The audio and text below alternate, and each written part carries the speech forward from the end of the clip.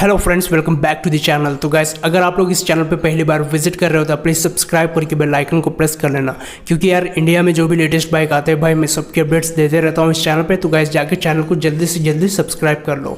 And दोस्तों, अगर आपको कोई सवाल हो तो यार आप नीचे कमेंट कर देना, और एल्स मुझे इंस्टाग्राम पर DM कर देना। मैं इंस्टाग्राम में काफ़ी एक्टिव रहता हूँ, तो यार आपको जल्दी से जल्दी रिप्लाई कर दूँगा। आपको इंस्टाग्राम का लिंक जो है डिस्क्रिप्शन में मिल जाएगा, आप लोग जाके वहाँ पे मुझे फॉलो भी कर सकते हो। तो दोस्तों, आज की वीडियो में हम लोग बात करने वाले हैं BMW G310 GS के बारे में, जो कि यार आपको अगस्त में देखने को मिल जाएगी इंडियन मार्केट में। तो दोस्तों, हम लोग बात करें इसकी एस्टिमेटेड प्राइस की, तो यार 3,50,000 के अंदर अंदर में आपको एक गाड़ी देखने को मिल जाएगी। तो दोस्तों, इस वीडियो में इसके सारे स्पेसिफिकेशंस पे कवर करने वाला हूँ, तो यार वीडियो को पूरी एंड तक देखना। तो दोस्तों, बात करें इसकी इंजन के बारे में, तो आपको 313 सीसी का डिस्प्लेसमेंट मिल जाएगा। एंड दोस्तों, single cylinder 4 valve water cooled engine देखने को मिल जाएगी। एंड दोस्तों, 33.9 PS का मैक्सिमम पावर जनरेट करती है। एंड दोस्तों, 28 न्यूटन पर मीटर का टॉर्क जनरेट करती है। दोस्तों, बात करें इसकी ब्रेकिंग सिस्टम की, तो यार आपको डिस्क ब्रेक देखने को मिल जाएगी, जो कि फ्रंट एंड रियर दोनों में। एंड दोस्तों, 11 लीटर्स का फ्यूल कैपेसिटी है, मतलब आप लोग इसमें सिर्फ 11 लीटर्स का जो फ्यूल होता है वो स्टोर कर सकते हो। एंड दोस्तों, अगर हम इसकी बॉडी टाइप के बारे में बात करें तो यार एडवेंचर बाइक है, मतलब आप लोग इसको एडवेंचर के लिए यूज़ कर सकते हो, मतलब अच्छे खासे प्लेस में लेके जा सकते हो।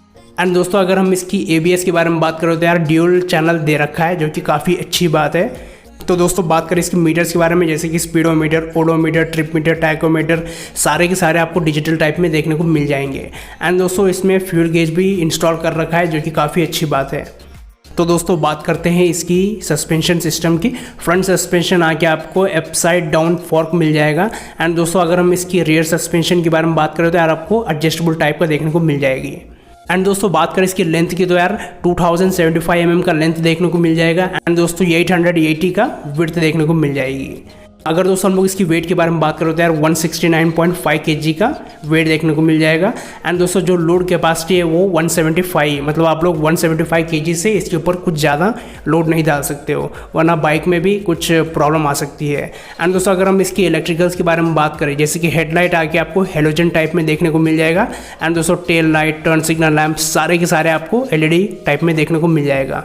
एंड दोस्तों, बात करें इसकी टायर टाइप की, तो आपको यार ट्यूबलेस टायर देखने को मिल जाएगी। एंड दोस्तों, अगर हम इसकी व्हील टाइप के बारे में बात करो तो यार कैस्ट एल्यूमिनियम टाइप की व्हील टाइप देखने को मिल जाएगी।